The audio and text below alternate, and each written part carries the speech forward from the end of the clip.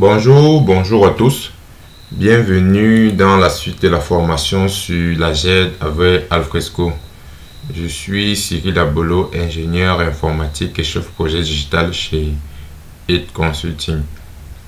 Dans cette vidéo, nous allons aborder la notion de workflow. Comme l'illustre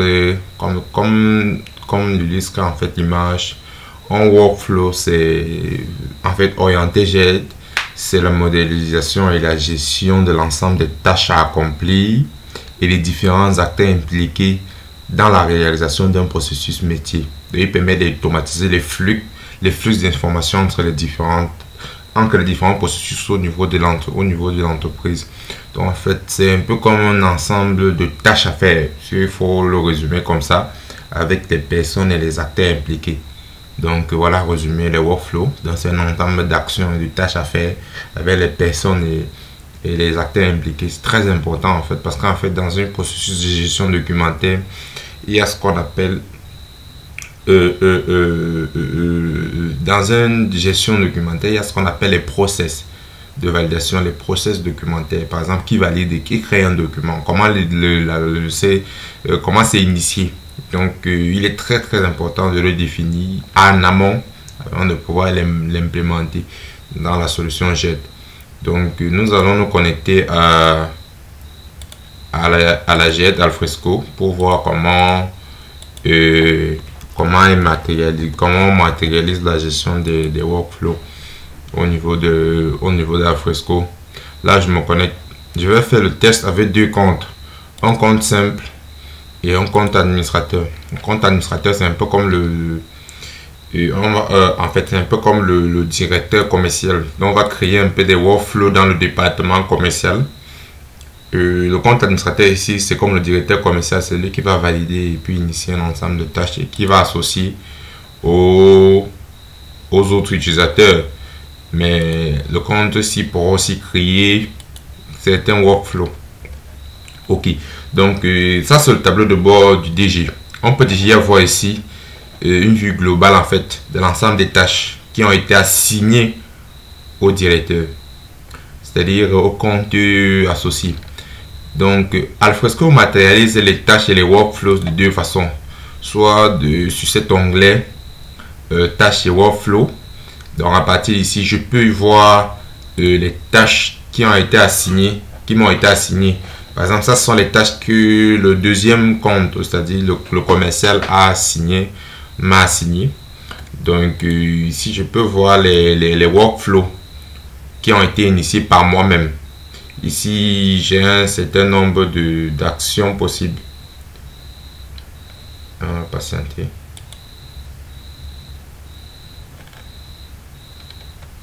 Voilà, j'ai un certain nombre d'actions possibles.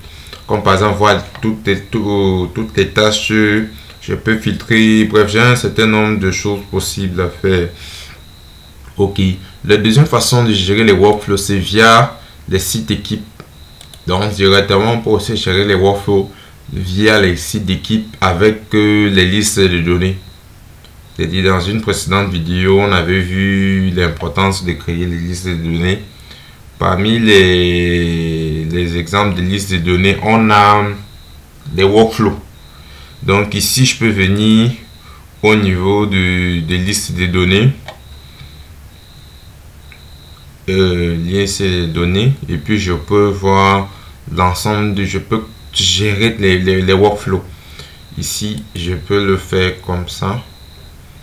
Ici, j'ai l'ensemble des workflows qui ont été attribués. Mais pour cette vidéo, cette démonstration, on va se limiter ici.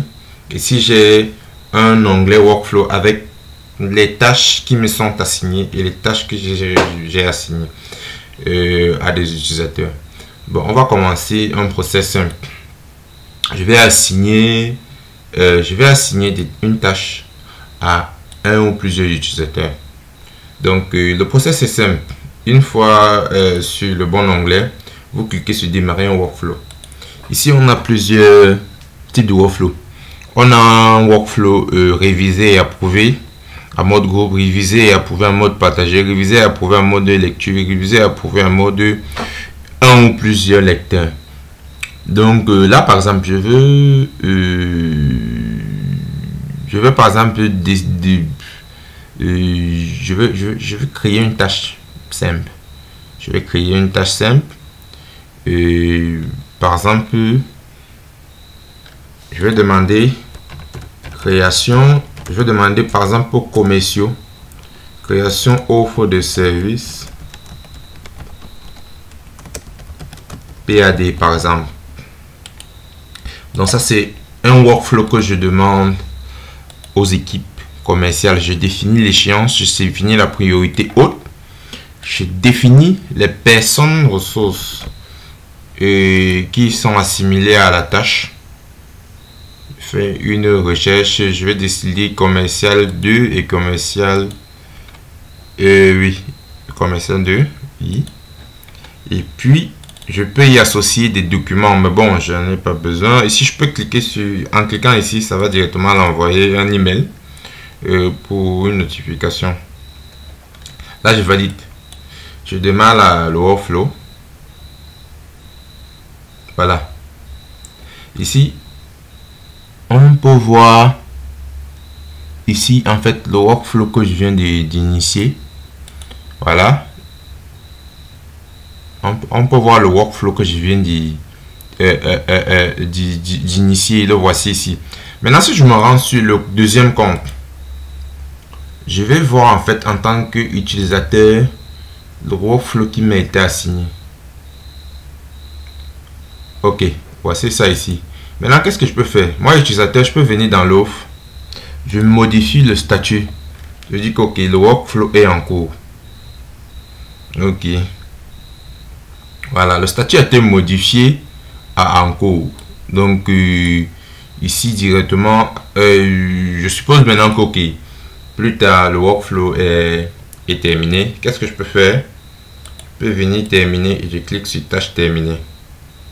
Là, le workflow a été supprimé de la liste. Et puis maintenant, donc, ça apparaît dans la liste des tâches terminées. Maintenant, au niveau des tâches, je peux venir ici filtrer. Je peux venir filtrer par tâche terminée. Et puis, normalement, ok. Ok. Ah, ok. Ici, je peux voir directement que la tâche a été terminée. Qu'est-ce qu'on va faire? Je vais créer un autre type de tâche. Mais là, je vais créer une tâche associée au directeur. C'est une tâche de validation. Maintenant, je me rends sur le deuxième compte commercial. Je vais créer une tâche de validation d'un document. Je vais créer une tâche démarrer en workflow validation réviser et approuver en mode unique. C'est-à-dire avec ce type de workflow. Bonjour DG. Validation. Bon, DG. Bien vouloir valider le devis PAD. Par exemple, je mets la priorité élevée. Par exemple, je mets la personne à qui est assimilée. Je veux associer la tâche.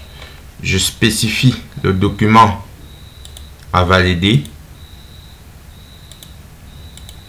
Et puis, je peux cliquer que ça renvoie par mail. Là, il va être notifié. Ok. J'initie la tâche. Voilà. Ici, j'ai tout. Ici, si je me rends sur l'ensemble des tâches qui ont été associées à mon compte. À mon compte de directeur. Je peux voir l'ensemble des tâches. Ici, qu'est-ce que je peux faire? Je peux cliquer sur la tâche. Je peux modifier le statut. Terminer. Approuver. Et puis, c'est bon. Je peux venir dans un autre document. Dans une autre tâche, autant pour moi. Je modifie le statut. Terminer. approuver. Ok, donc ici je peux donc valider toutes mes tâches, je peux les traiter. Donc j'ai le statut ici, je peux dire que bon, cette tâche est annulée, je ne la veux plus. Je clique là. Donc ici là j'ai vraiment un ensemble de choses que je peux voir. Ici je peux venir filtrer les tâches terminées. Ici j'ai les tâches qui ont été terminées. Donc vous voyez comment la collaboration devient très intéressante. C'est-à-dire on peut créer des process de validation, de validation des documents. Ça peut être très utile dans les cas où par exemple dans une entreprise il y a plusieurs niveaux de documents à valider. Donc ça c'est un exemple parmi tant d'autres dans la gestion des process, des workflows. Donc c'était un peu ça, une brève présentation de ce que on peut faire avec les workflows, qui est comme un flux de travail dans une jet. Donc je vous remercie d'avoir suivi cette vidéo et je vous dis à la prochaine pour une nouvelle vidéo.